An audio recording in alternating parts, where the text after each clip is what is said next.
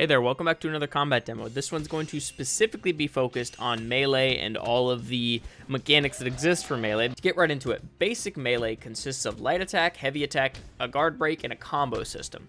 So, a light attack is M1, heavy attack is M2, guard break is when you hold M2.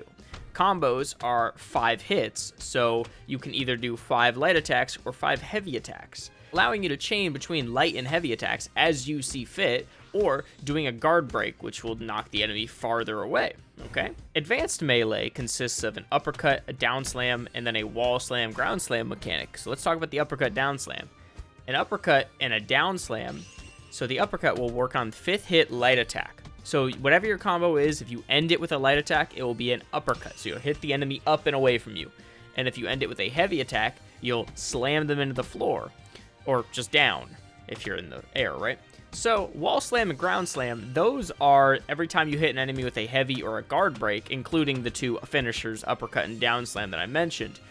What that will do is you'll hit the enemy into a surface, whether it's a wall, ceiling, or floor, just anything, with the minimum distance traveled, right? So you can't just like heavy attack an enemy 2 feet from the wall and just keep doing that over and over, right? That would not be fun. We're trying to avoid infinite stun locking here, but the wall slam and ground slam will allow you to stun your enemy for a prolonged period of time. This type of stun is the longest type of stun. Hit stun, on the other hand, is a normal thing that comes from just being hit by basically anything. A light attack, heavy attack, guard break, and of course, uppercut, down slam, all of them. They have a hit stun. They have varying lengths of hit stun. It's not one hit stun. The stun, however, is one length. It's consistent. Getting into defensive abilities, you can block with the F key. Of course, all these keys can be rebound, but blocking with the F key will give you a guard bar. This guard bar works as a durability, almost like a health sort of system for when you're guarding. Obviously, there would be a lot of scaling around this for how quick people can break your guard. But when you're block broken or guard broken, getting into what that looks like, when you're stunned, it will look like what you see on screen. And that will basically be a big window for the enemy to beat you up, and you won't be able to do effectively anything except move at a very slow pace. On that note, parrying is a great way to stun the enemy back. So when you're blocking, you'll start blocking, and you'll notice a little window. It's about 25% of the block bar, or the guard bar, whatever you want to call it. That is your parry window. If an enemy hits you during that, well, they're going to be parried, and that will give them the same stun that you get when you're guard broken. Getting into utility, however, there's a lot of things here. Vanish is something you could do with the left alt key. Again, you can rebind these. But vanishing will allow you to quickly get away from the enemy. The enemy can vanish from you. So if the enemy vanishes on you, your lock-on is broken, yes?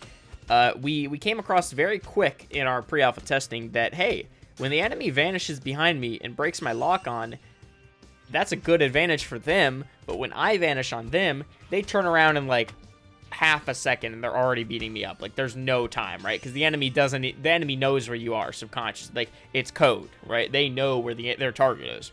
So I implemented just a simple system where after you vanish on them, they have an arbitrary time limit where they just wait, like, I think half a second is what it is right now, to actually fight. So they're kind of just be sitting there like kind of artificially stunned.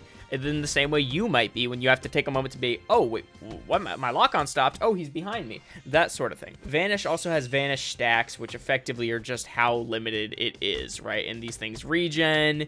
They regen while you're fighting, of course, but there's a benefit to using all of them and then letting them all regen to max because they get faster.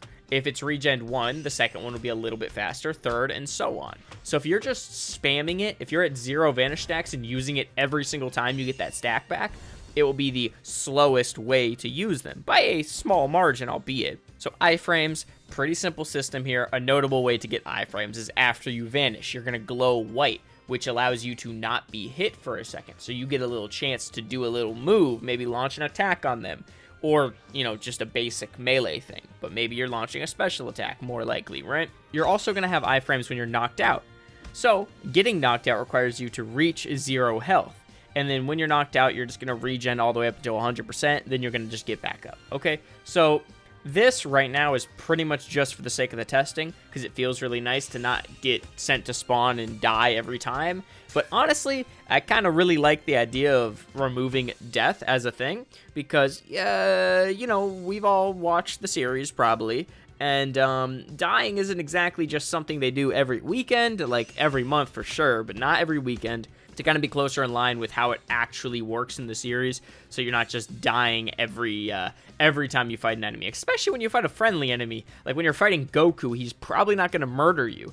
And hey, maybe there's a mechanic when you get knocked out by some enemies, like Frieza, he actually kills you. Maybe. Just an idea I want to throw out. Feel free to give opinions down below. And the final thing to touch on is basic energy. This is mostly about melee, but I just want to cover it since it does exist. Key combat right now, the only part of key combat is basic key blast, which is just pressing the Q key. You launch a nice little key blast at your enemy, and there's a lot of mechanics there. There's a whole video about that one if you want to watch that.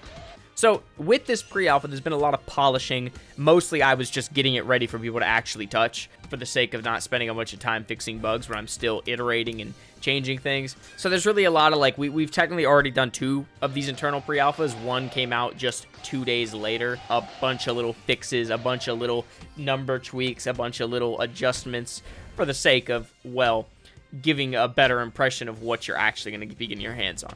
So I hope you guys enjoyed this combat demo. Yeah, there's going to be more to come, of course. This pre-alpha is going pretty well so far. I'm working on like a third pre-alpha, and then we'll probably be looking towards an alpha testing state when I deem that it's this is basically an alpha at this point. Which at that point will probably have basic PvP, a lot more key mechanics. That's really what's holding it back. It's effectively only a melee testing thing, and we obviously want key to exist on the same level as melee. That's a huge part of this update's importance. So if you guys have any questions, feel free to ask them down below. So thank you guys all for watching. I hope you guys are enjoying the teasers and videos for this update. We're working hard to bring this update to you guys.